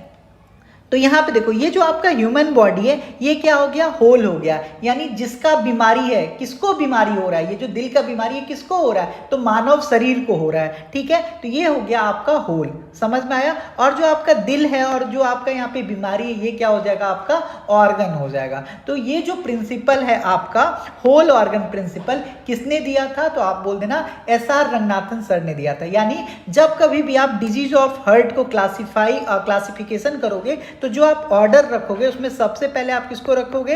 ह्यूमन बॉडी को रखोगे, ठीक है। क्योंकि मानव शरीर के अंदर ही क्या आता है? दिल आता है। तो मानव शरीर आपका होल हो गया इसलिए सबसे पहले, फिर आपका क्या आएगा? दिल आएगा, और फिर उसके बाद क्या आएगा? बीमारी आएगा। देखो यहाँ पर अब आपको समझ में आ जाएगा कि मानव शरीर को बीमारी हुआ, कहाँ पे बीमारी हुआ? दिल में हुआ, फेफड़ा में हुआ, कहाँ पे हुआ? तो आपके दिल में हुआ। फिर ये क्या था? तो आपका एक बीमारी था। समझ में आ गया? तो हार्ट जो है, जो आपका हार्ट है वो शरीर का ऑर्गन है, और जो आपका शरीर है वो क्या है, होल है। इसी वजह से होल टू ऑर्गन की ओर जानते हैं। और ये जो प्रिंसिपल है किसने दिया, तो आप डायरेक्ट बोल देना ये प्रिंसिपल एसआर रंगनाथन सर ने दिया था। ठीक है, देखो 12 में आपसे पूछ रहा है according to DDC unemployed carpenter is, आपसे पूछ रहा है कि डीडीसी के अनुसार जो आपका अनएम्प्लॉयड कारपेंटर होता है ये किस प्रकार का विषय होता है। तो सबसे पहले हम लोग को ये जानना होगा कि जो आपका डीडीसी होता है इसके अंदर कितने विषय होते हैं। तो डीडीसी जो है आपके सब्जेक्ट को 3 भाग में बांट देता है। जो आपका पहला सब्जेक्ट होता है दोस्तों, इसको हम लोग बोलते हैं सिंपल सब्जेक्ट यानी सरल विषय। जो आपका दूसरा सब्जेक्ट होता है दोस्तों, इसको हम लोग बोलते हैं कॉम्प्लेक्स सब्जेक्ट यानी जटिल विषय। और जो आपका तीसरा सब्जेक्ट होता है इसको हम लोग बोलते हैं कंपाउंड सब्जेक्ट। ठीक है, देखिए जो आपका सिंपल सब्जेक्ट होता है ये केवल एक आइडिया देता है। ये क्या देता है आपको, केवल एक आइडिया देता है। जैसे कि मैंने बोला कारपेंटर, तो आप समझ जाओगे कि लकड़ी का काम करता होगा। जैसे कि मैंने आपको बोला टीचर, तो आप समझ जाओगे कि पढ़ाने का काम करता है। बोलो है या नहीं, आप बोलोगे हाँ सर। जो आपका कॉम्प्लेक्स सब्जेक्ट होता है ये क्या होता है, तो कॉम्प्लेक्स सब्जेक्ट जो होता है दोस्तों ये आपका एक सब्जेक्ट को कैरी करता है और साथ में दोस्तों एक कंडीशन को कैरी करता है। ये क्या कैरी करता है, आपका एक कोई विषय को कैरी करेगा, साथ में आपका एक कंडीशन को कैरी करेगा। ठीक है, और जो आपका कंपाउंड सब्जेक्ट होता है दोस्तों ये क्या होता है, तो जो आपका कंपाउंड सब्जेक्ट होता है इसके अंदर आपके 2 अलग अलग सब्जेक्ट होते हैं, 2 डिफरेंट क्या होते हैं, सब्जेक्ट होते हैं। एग्जाम्पल के तौर पर जैसे देखिए फिजिक्स एंड केमिस्ट्री मैं लिख दूं तो आपको नहीं लग रहा है ये दोनों एक विषय या अलग अलग, तो आप बोलोगे सर अलग अलग। तो देखो जो आपका कंपाउंड सब्जेक्ट होता है ये क्या कैरी करता है, 2 डिफरेंट सब्जेक्ट को कैरी करता है। जो आपका कॉम्प्लेक्स सब्जेक्ट होता है इसके अंदर आपका एक सब्जेक्ट होता है, साथ में आपका एक कंडीशन होता है। और जो आपका सिंपल सब्जेक्ट होता है वो क्या देता है आपको, एक तरह का आइडिया देता है। बोलो समझ में आया नहीं है, आप बोलोगे हाँ सर। अब हम लोग अपने क्वेश्चंस को समझते हैं। देखिए जैसे हमारा क्या है अनएम्प्लॉयड कारपेंटर, तो देखो कारपेंटर क्या है, तो आप बोलोगे सर जो हमारा कारपेंटर है ये एक तरह का क्या है, ऑक्यूपेशन है, यानी एक तरह का आपका एक जॉब है। तो हमको क्या मिल गया, हमको अपना सब्जेक्ट मिल गया कि जो आपका कारपेंटर है ये क्या है, आपका एक तरह का जॉब है, तो हमने इसको एक सब्जेक्ट मान लिया। ठीक है, अच्छा ये बताओ ये जो आपका अनएम्प्लॉयड है ये क्या कोई जॉब है, आप बोलोगे नहीं सर। आज कोई अनएम्प्लॉयड व्यक्ति है, कल उसका जॉब लग जाएगा, तो ये क्या है, एक तरह का कंडीशन है। ये क्या है आपका, एक तरह का कंडीशन है। और मैंने अभी आपको बताया था जब कभी भी आपका कोई एक सब्जेक्ट हो, 1 सब्जेक्ट हो और उसके साथ कंडीशन जुड़ा हुआ हो, तो ऐसे सब्जेक्ट को हम लोग कौन सा सब्जेक्ट बोलते हैं, बोलिए। तो आप बोलोगे ऐसे सब्जेक्ट को हम लोग कॉम्प्लेक्स सब्जेक्ट बोल देते हैं। क्या बोल देते हैं, कॉम्प्लेक्स सब्जेक्ट बोल देते हैं। ठीक है, अगर आपका कंडीशन कभी भी जुड़ जाए तो आपका वो कैसा सब्जेक्ट हो जाएगा, तो वो आपका हमेशा कॉम्प्लेक्स सब्जेक्ट आ जाएगा। जैसे एग्जाम में एक बार पूछा था कि बताओ ब्लाइंड स्टूडेंट क्या होगा, तो देखो स्टूडेंट तो आपका एक सब्जेक्ट था, अगर केवल स्टूडेंट रहता तो ये हो जाता आपका सिंपल सब्जेक्ट, लेकिन उसके साथ क्या जुड़ गया, एक कंडीशन, स्टूडेंट भी कैसा, अंधा स्टूडेंट।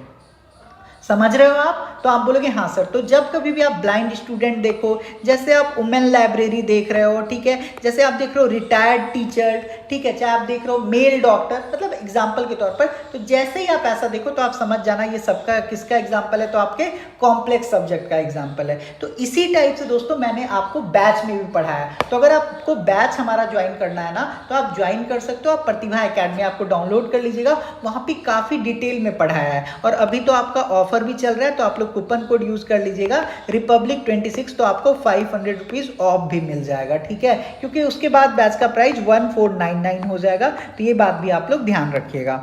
ठीक है, चलिए क्वेश्चन नंबर 13 बताइए। देखो आपसे यहाँ पे पूछ रहा है कि फास्ट किसके द्वारा विकसित किया गया टेक्नोलॉजी है। सबसे पहले देखो जो आपका फास्ट होता है इसका फुल फॉर्म होता है facet application of subject terminology.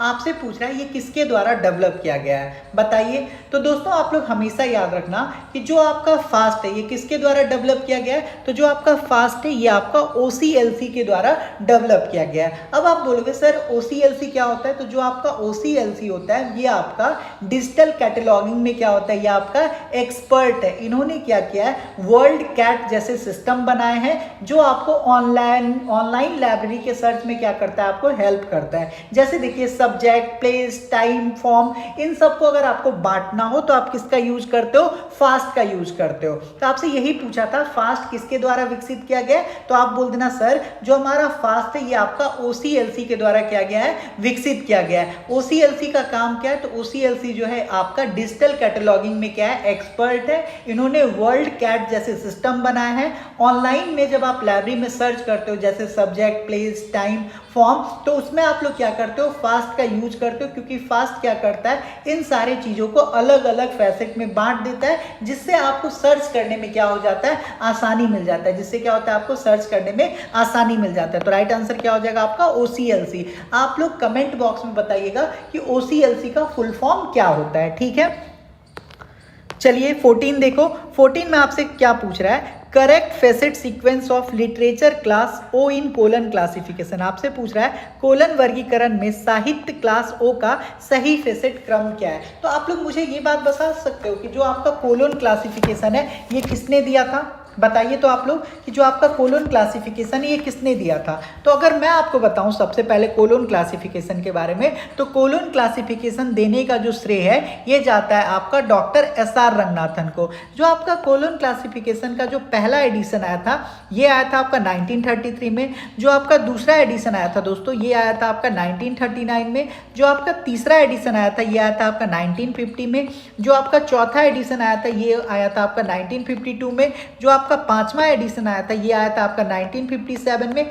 जो आपका छठा एडिशन है दोस्तों ये आपका 2 बार आया था, एक आया था आपका 1960 में और एक आपका फिर से आया था 1963 में। इसको हम लोग रीप्रिंट के नाम से जानते हैं। किस नाम से जानते हैं इसको, रीप्रिंट के नाम से जानते हैं। और जो आपका सातवां आया था ये आया था आपका 1987 में। तो आपसे बहुत बार पूछा जाता है कोलन क्लासिफिकेशन का पहला एडिशन कब आया था, 1933 में। रीप्रिंट कब हुआ था, 1963 में। कौन सा एडिशन रीप्रिंट हुआ था, 6th एडिशन। और आपका आखिरी एडिशन कब आया था, तो 1987 में आया था। ये आपसे पूछा जाता है। तो ये तो हो गया आपका बेसिक बात। अब आप बताओ, आपसे यहाँ पे यही तो पूछ रहा है कि कोलन क्लासिफिकेशन में जो आपका लिटरेचर यानी क्लास ओ है इसका सही फेसेट का सीक्वेंस क्या है। तो दोस्तों देखो, जब कभी भी आपसे बात लिटरेचर का किया जाए, जब कभी भी आपसे लिटरेचर का बात किया जाए तो लिटरेचर में जो सबसे इंपॉर्टेंट चीज होता है वो क्या होता है। तो आप बोलोगे सर लिटरेचर में जो आपका सबसे इंपॉर्टेंट चीज होता है लैंग्वेज। जैसे मान के चलिए आपका एक लिटरेचर क्या है, गोदान। तो गोदान किताब है तो वो हिंदी में है, इंग्लिश में है, किसमें आपको पता होना चाहिए ना। तो किसी भी साहित्य का जो सबसे इंपॉर्टेंट चीज होता है वो क्या होता है, लैंग्वेज। और अगर हमको इसको सही फेसेट यानी क्रम वाइज अरेंज करना है तो मैं आपको बताता हूं। तो डॉक्टर SR रंगनाथन ने जो आपका लिटरेचर था उसका सही क्रम बताया। उन्होंने आपको बोला कि सबसे पहले हम किसी भी साहित्य के अगर बारे में बात करते हैं तो सबसे पहले जो ऊपर होगा वो क्या होगा आपका, तो सबसे ऊपर पे होगा आपका लैंग्वेज। उसके बाद क्या होगा, उसके बाद होगा आपका फॉर्म। उसके बाद क्या होगा, ऑथर का नाम कि वो लिटरेचर किसने लिखा है। और चौथा चीज होगा आपका वर्क। ठीक है, अगर कोई भी लिटरेचर है तो वो कभी भी आप लोग याद रखिएगा बिना लैंग्वेज के एग्जिस्ट नहीं करेगा। एग्जाम्पल के तौर पर जैसे मान के चलो हमारे पास एक लिटरेचर है जिसका नाम क्या है, गोदान है। जिसका नाम क्या है, गोदान है। अब देखो गोदान किताब किस में आता है, तो आप बोलोगे सर जो आपका गोदान किताब है ये आपका हिंदी लैंग्वेज में आता है। तो हमने क्या लिखा, लैंग्वेज के जगह पे हिंदी लिख दिया। अच्छा, फॉर्म का मतलब होता है ये जो गोदान किताब है क्या है, स्कूल का किताब है, स्टोरी बुक है। तो आप लोग नहीं नहीं सर गोदान किताब तो क्या है, नोवेल है। क्या है आपका, नोवेल है। तो आपने नोवेल लिख दिया। अच्छा, ऑथर कौन है इसके, तो आप बोलोगे गोदान किताब के जो ऑथर है वो कौन है, प्रेमचंद है। कौन है आपके, प्रेमचंद है। ठीक है, वर्क क्या है, तो वर्क आपका जो भी किताब है आप लिख दो गोदान है। तो यही आपका कोलन क्लासिफिकेशन का क्या है, सही सीक्वेंस है। यही क्या है आपका कोलन क्लासिफिकेशन का सही सीक्वेंस है। तो हमसे क्या पूछा था, कोलन वर्गीकरण में साहित्य यानी क्लास ओ का सही फेसेट क्रम क्या है। तो सबसे पहले आप लैंग्वेज देखो, यहाँ पे लैंग्वेज है,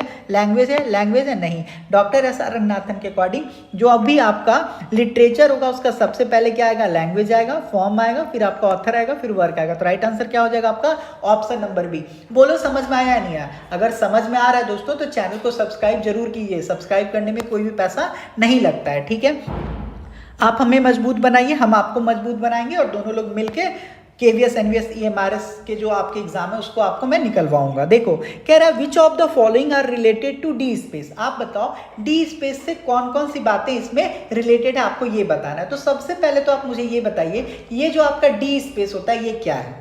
सबसे पहले तो आप मुझे ये बताइए कि डी स्पेस क्या होता है। तो देखो दोस्तों जो आपका डी स्पेस होता है ये क्या होता है, जो भी आपके इंस्टीट्यूट होते हैं उनका ये एक तरह का रिपोजिटरी सॉफ्टवेयर होता है। क्या होता है आपका रिपोजिटरी सॉफ्टवेयर होता है। अब आपके दिमाग में सवाल आएगा कि सर ये रिपोजिटरी सॉफ्टवेयर क्या होता है। डी स्पेस किसी भी इंस्टीट्यूट का रिपोजिटरी सॉफ्टवेयर होता है। जैसे कि मान के चलो एक आपका कॉलेज है, जैसे मान लेते हैं कोई भी यूनिवर्सिटी, जैसे आपका दिल्ली यूनिवर्सिटी है, जैसे आपका क्या है दिल्ली यूनिवर्सिटी है। अब दिल्ली यूनिवर्सिटी में बच्चे होंगे तो बच्चे थेसिस वगैरह जमा करेंगे या नहीं करेंगे। आप बोलोगे हाँ सर थेसिस जमा करेंगे, अपने पेपर को जमा करेंगे। तो जो कोई भी वैसा सॉफ्टवेयर जो कोई भी यूनिवर्सिटी के रिसर्च आउटपुट को क्या करता है स्टोर करता है, उसी को हम लोग बोलते हैं इंस्टीट्यूशनल रिपोजिटरी सॉफ्टवेयर। बोलो समझ में आया इंस्टीट्यूशनल रिपोजिटरी सॉफ्टवेयर क्या होता है। तो आप बोलोगे इंस्टीट्यूशनल रिपोजिटरी सॉफ्टवेयर का मतलब होता है वैसा सॉफ्टवेयर जो आपके यूनिवर्सिटी के रिसर्च आउटपुट को क्या करता है स्टोर करता है, उसी को हम लोग बोलते हैं इंस्टीट्यूशनल रिपोजिटरी सॉफ्टवेयर। तो दिल्ली यूनिवर्सिटी का मान के चलो कोई ऐसा सॉफ्टवेयर जो वहाँ के स्टूडेंट्स के थेसिस को पेपर को क्या कर रहा है रिकॉर्ड में रख रहा है, उनके रिसर्च आउटपुट को क्या कर रहा है स्टोर कर रहा है, वैसे ही सॉफ्टवेयर को हम लोग बोलेंगे रिपोजिटरी सॉफ्टवेयर। ठीक है, जो आपका रिपोजिटरी सॉफ्टवेयर होता है यानी जो आपका डी स्पेस होता है ये क्या होता है, तो ये आपका ओपन सोर्स होता है। ओपन सोर्स का मतलब ये हुआ कि इसका जो भी कोड है वो आपका अवेलेबल होता है, इसको हम लोग चेंज कर सकते हैं, इसको हम लोग क्या कर सकते हैं चेंज कर सकते हैं। और ये आपका गूगल स्कॉलर फ्रेंडली होता है। तो क्या ये फ्री ओपन सोर्स सॉफ्टवेयर है? बिल्कुल है। इसके अंदर हम लोग एडिटिंग कर सकते हैं। क्या ये कस्टमाइजेबल है? बिल्कुल है। कह रहे हैं ऑप्टिमाइज फॉर गूगल स्कॉलर, ये भी आपका सही है। यहाँ पे देखो कह रहा है इंटरफेस इन 51 लैंग्वेज, ये आपका गलत हो जाएगा क्योंकि जो आपका 51 लैंग्वेज का जो इंटरफेस होता है ये किसका फीचर है, कौन से सॉफ्टवेयर का, तो आप बोल देना कोहा का फीचर है। किसका फीचर है? कोहा का। तो ऑप्शन डी यहाँ पे भी है, यहाँ पे भी है, तो राइट आंसर क्या हो जाएगा आपका ऑप्शन नंबर सी हो जाएगा। ठीक है, डी स्पेस क्या है, तो डी स्पेस जो है आपका एक तरह का इंस्टीट्यूशनल रिपोजिटरी सॉफ्टवेयर है जिसके अंदर आपको फीचर मिलता है ओपन सोर्स का, कस्टमाइजेबल है, साथ में आपका गूगल स्कॉलर फ्रेंडली है। तो बोलो समझ में आया नहीं आया, तो आप बोलोगे हाँ सर। चलिए बताइए 16 में देखो आपसे कह रहा है bandwidth in a network mean. आपसे पूछ रहा है कि नेटवर्क में जो आपका बैंडविड्थ होता है इसका मतलब क्या होता है। दोस्तों देखो जब कभी भी एक कंप्यूटर से दूसरे कंप्यूटर तक डेटा ट्रांसफ़र हो रहा होता है तो हमारे दिमाग में हमेशा ये सवाल आता है कि ये डेटा कितना तेज़ी से जा सकता है। जैसे मान के चलो अभी कौन सा मूवी आया है, बॉर्डर 2 आया है, तो आपके कंप्यूटर में बॉर्डर 2 का मूवी है, आप चाहते हो कि आपके दोस्त के भी कंप्यूटर में क्या चला जाए, बॉर्डर 2 का मूवी चला जाए। तो आपके दिमाग में अगर ये सवाल आया कि डेटा कितना तेज़ी से जा सकता है एक कंप्यूटर से दूसरे कंप्यूटर, या इंटरनेट से आप कितना तेज़ी से किसी भी डेटा को डाउनलोड कर सकते हो, तो ये सवाल जब भी आपके मन में आता है तो जो आपका स्पीड होता है, जिस स्पीड से डेटा डाउनलोड होता है उसी को हम लोग क्या बोलते हैं, उसी को हम लोग बैंडविड्थ बोलते हैं। क्या बोलते हैं? बैंडविड्थ बोलते हैं। ठीक है, जो आपका बैंडविड्थ होता है ये क्या होता है, ये आपका डाटा ट्रांसफर रेट को डिनोट करता है। किसको डिनोट करता है? डेटा ट्रांसफर रेट को डिनोट करता है। समझ में आ गया?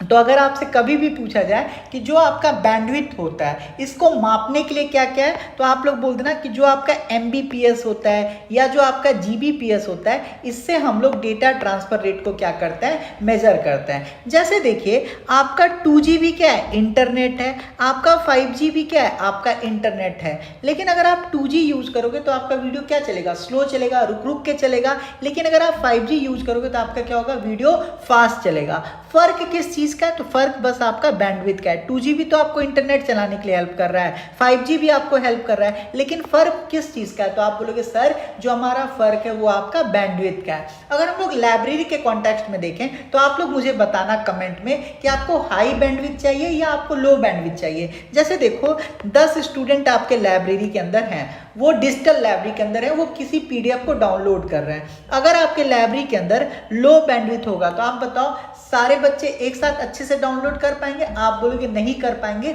सबका सिस्टम क्या हो जाएगा, हैंग कर जाएगा। लेकिन अगर आपका हाई बैंडविड्थ है तो सारे बच्चे आराम से डाउनलोड कर सकते हैं पीडीएफ को, सारे बच्चे आराम से वीडियो देख सकते हैं, ठीक है। तो हाई बैंडविड्थ अगर रहेगा तो आप और अच्छे से क्या कर सकते हो, इंटरनेट का यूज कर सकते हो। तो बैंडविड्थ का मतलब क्या होता है, स्पीड से। बैंडविड्थ का मतलब क्या होता है, स्पीड से। तो बताओ राइट आंसर यहाँ पे क्या हो जाएगा।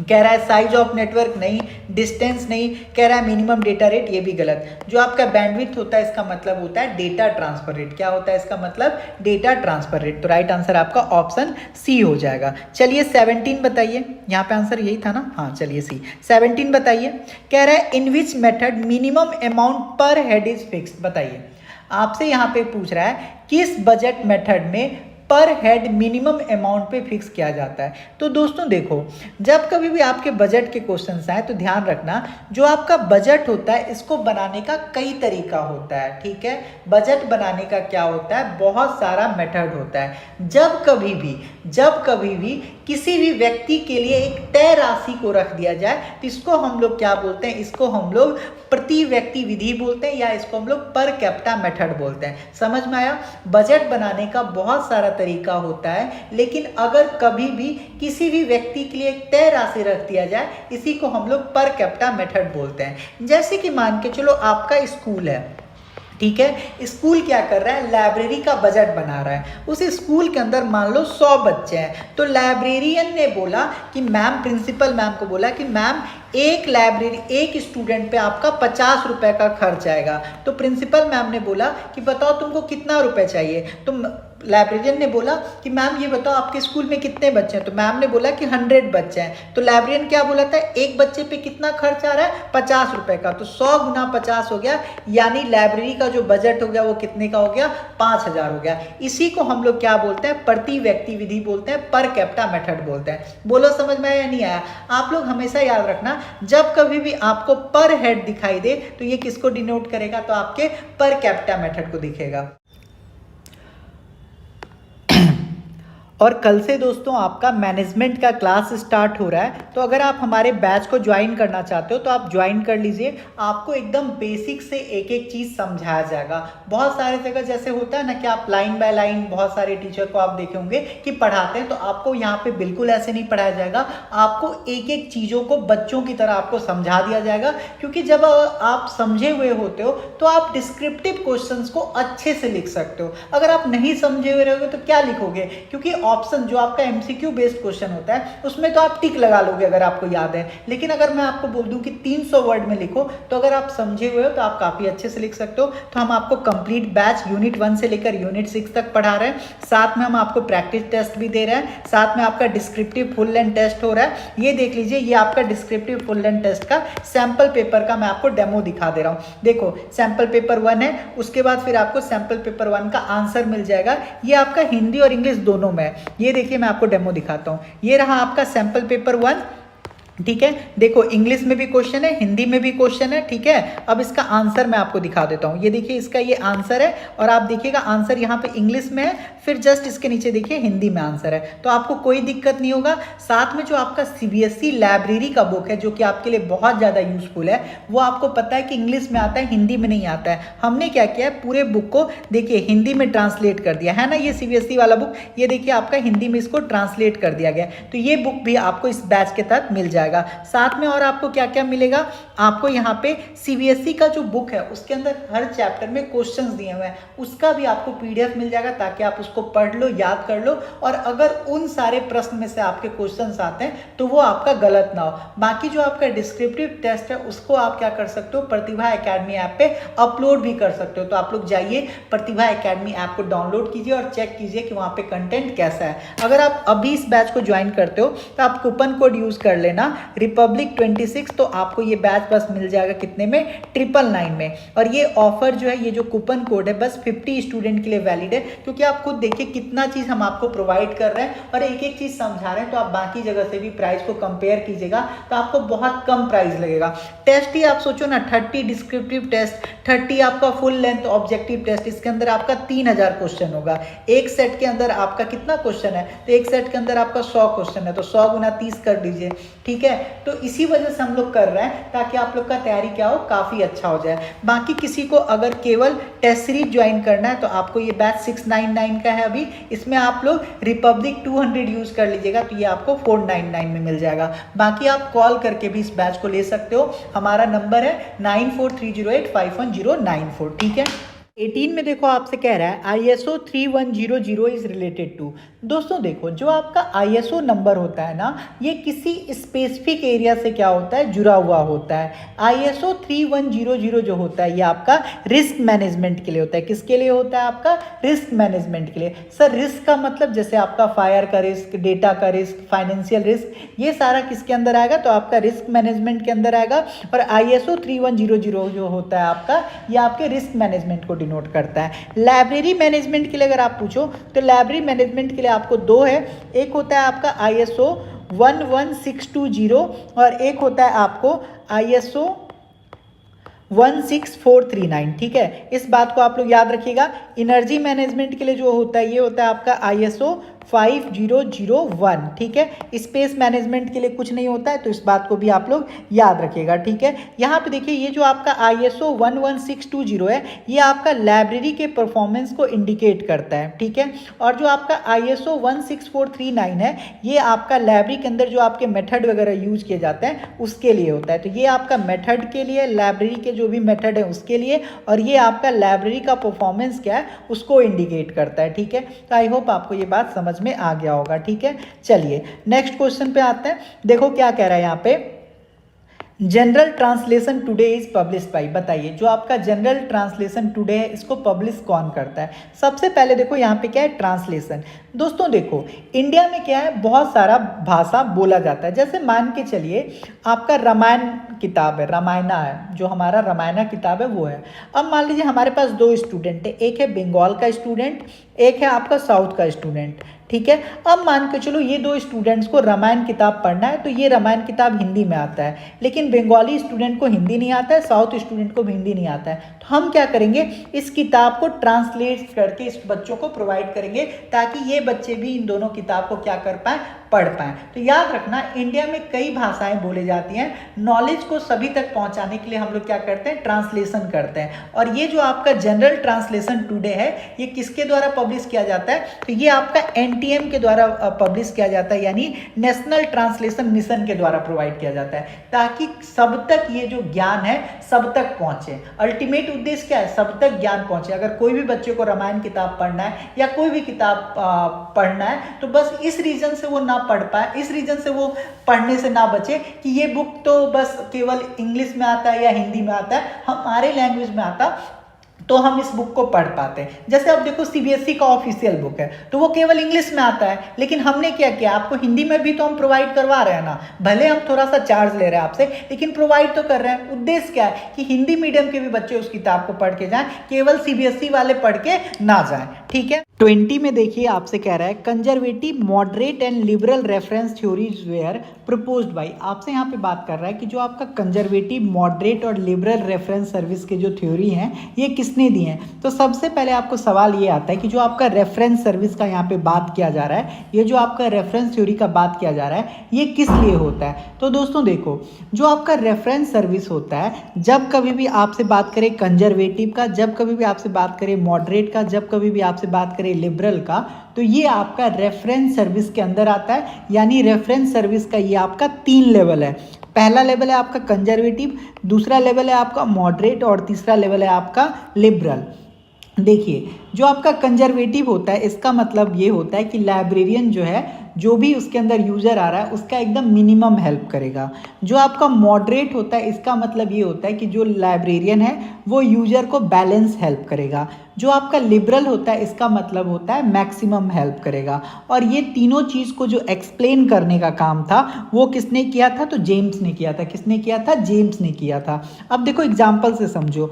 लाइब्रेरी के अंदर मान के चलो कोई स्टूडेंट आया और उसने आपसे पूछा कि हिस्ट्री का बुक चाहिए। क्या बोला उसने? हिस्ट्री का बुक चाहिए। अब मान के चलो केवल आपने क्या बता दिया? सेल्फ नंबर बता दिया कि जाओ बच्चा इस सेल्फ नंबर पे तुमको हिस्ट्री का बुक मिल जाएगा। तो ये आपका क्या कहलाएगा? कंजर्वेटिव, यानी आपने एकदम मिनिमम हेल्प किया। मॉडरेट क्या होगा? तो जैसे कि मान के चलो आपने हिस्ट्री का बुक का सेल्फ नंबर तो बताया ही बताया, साथ में बुक प्लस इंडेक्स ये भी आपने उसको दिखाया, तो ये हो जाएगा आपका मॉडरेट हेल्प। और लिबरल का मतलब ये हो गया कि आपने बुक भी बताया, नोट्स भी बताया और साथ में हिस्ट्री के लिए कौन सा रेफरेंस बुक यूज़ करना चाहिए ये भी बताया। तो ये क्या हो जाएगा? आपका लिबरल हेल्प, यानी जितना ज़्यादा एक लाइब्रेरियन हेल्प कर सकता था उतना ज़्यादा किया। तो कंजर्वेटिव, मॉडरेट और लिबरल का जो थ्योरी है, इन तीनों को जो एक्सप्लेन करने का काम है वो किसने किया है? जेम्स ने किया है। ठीक है, बोलो समझ में आया? आप बोलोगे हाँ सर। 24 में आपसे कह रहा है ग्रीन क्लास किस संस्था की सेवा कार्यक्रम है। दोस्तों देखो, जो आपका ग्रीन क्लास होता है ना, ग्रीन क्लास का मतलब होता है एक ऐसा इनिशिएटिव जो आपके लाइब्रेरी को कैसा बनाए? इको फ्रेंडली बनाए। यानी लाइब्रेरी के अंदर जो भी सर्विस होगा वो कैसा होगा? इको फ्रेंडली होगा। अगर हम लोग बात करें कि ग्रीन ग्लास के तहत क्या होता है, तो ग्रीन ग्लास के अंदर आप लोग जो भी आपका पेपर सर्विस है उसको आप लोग क्या करते हो? कटौती करते हो। जो भी आपका सर्विस होता है उसको आप लोग पेपरलेस बनाते हो, यानी डिजिटल की ओर क्या करते हो? प्रमोट होते हो। जो आपका लाइब्रेरी के अंदर लाइट वगैरह आप यूज़ करते हो उसका भी आप लोग क्या करते हो? सेविंग करते हो। और ये किसका कॉन्सेप्ट है? OCLC का। OCLC का फुल फॉर्म क्या होता है? तो OCLC का फुल फॉर्म होता है आपका ऑनलाइन कंप्यूटर लाइब्रेरी सेंटर। ठीक है, तो यहाँ पर राइट आंसर हो जाएगा आपका option number D. Last question 25 देखो आपसे कह रहा है कि लाइब्रेरियनशिप इज ए सेल्समैनशिप। इसका मतलब दोस्तों ये कभी नहीं होता है कि जो आपका लाइब्रेरियन है वो क्या है? सेल्समैन है। इसका मतलब ये होता है कि जो लाइब्रेरी के अंदर स्टाफ है उनको लाइब्रेरी के सर्विस को क्या करना होगा? एक्टिवली प्रमोट करना होगा। यानी जो भी लाइब्रेरी के अंदर यूजर आएगा उसको कन्विंस करना होगा कि लाइब्रेरी क्या है? यूजफुल है। ठीक है, जैसे आप देखते होंगे कि लाइब्रेरियन क्या करता है? न्यू बुक का डिस्प्ले करता है, ओरिएंटेशन प्रोग्राम करता है, डेटाबेस डेमो वगैरह प्रोवाइड करता है। तो ये सब क्या है? तो ये सब आपके लाइब्रेरी सर्विस का मार्केटिंग है। और ये बात किसने बोला था? तो SR रंगनाथन सर ने बोला था। आप लोग मुझे कमेंट बॉक्स में बताना कि SR रंगनाथन सर की दूसरी वाइफ का नाम क्या है। बाकी देखो इस सीरीज के तहत हम लोग KVS का जितना भी आज तक PYQ है वो सारा हम लोग कवर करेंगे। आज मेरा गला दर्द देने लगा तो 26 से 100 तक हम लोग नेक्स्ट वीडियो में करेंगे। तो आप लोग चैनल को सब्सक्राइब कर लेना, वीडियो को लाइक कर लेना, कमेंट करके बताना कि आपको ये सेशन कैसा लगा। बाकी ये वीडियो आपका 24 आवर तक आपके लिए अवेलेबल रहेगा। उसके बाद ये वीडियो को बैच में डाल दिया जाएगा, तो आप लोग क्लास को कर लेना ताकि जो भी हमारे यूट्यूब के स्टूडेंट्स हैं उनका भी नुकसान ना हो। ठीक है, तो मिलते हैं हम लोग नेक्स्ट क्लास में। आई होप आपको ये सेशन पसंद आया होगा। पसंद आया हो तो दोस्तों को भी शेयर करना।